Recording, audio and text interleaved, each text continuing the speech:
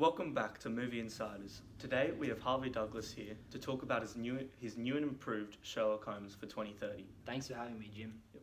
So let's get straight into question one. How has the plotline changed from modern day Sherlock Holmes to Sherlock Holmes in the future?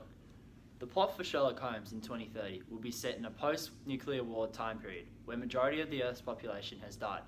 Sherlock Holmes has just survived a nuclear war and the world is at its lowest point.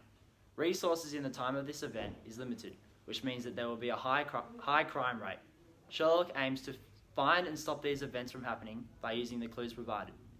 After the nuclear war, Sherlock comes across an abandoned city where he is hit with multiple crimes to solve as time is running out. He must find ASAP who is responsible for these crimes and prevent them from occurring again. As resources and water are the main focus point of the world and are the most essential part of everyone's lives, the crime rate in this area has likely skyrocketed, and Sherlock's aim is to keep the crime rate down so that during this tough time, everyone can equally benefit from the given resources.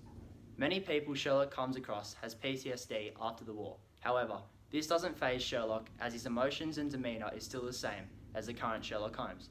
As Sherlock Holmes once said, "We cannot command our love, but we can command our actions." This means that actions speak louder than words, and through Sherlock's actions throughout his crime-solving period, he proves he is a very efficient problem solver and can always be relied on. In 2030, after the nuclear war, Sherlock has to be reliable, as it is a much more difficult situation and the crimes are needed to be solved sooner rather than later. Welcome back. So question two, how has the costume changed from modern day Sherlock to future day Sherlock? In 2030, the costumes for Sherlock Holmes will be more different compared to Sherlock Holmes in today's world. The costumes for Sherlock and his sidekick will be more futuristic as technology will be much more efficient and therefore make better clothing to support people for all conditions. For the bad people, including those who are considered the bad guys, will be wearing clothes for the lower class such as scrappy shirts and dirty, ripped jeans due to the stereotypical costuming for the antagonist. There will also be more female characters in the new Sherlock 2030 with costumes that best suit them post-war. This is different from the original, as it is benefiting the future generation rather than everyone being in suits and a top hat. So question three, how has the audience changed? The audience will be aimed for people over the age of 30 in the year 2030 because this age group will have the best chance of understanding the plotline. In addition, viewers will be able to access Sherlock in 2030 as it will be streamed on websites such as Stan and Netflix because there are no ads, which means that you can watch one episode through without any ad breaks, as well as being able to pause or rewind at any given time. This new edition of Sherlock can be performed live to an audience in theatres, as it is very interactive and easy to act out and perform. So question four, how has the casting changed from modern day Sherlock to future day Sherlock in 2030?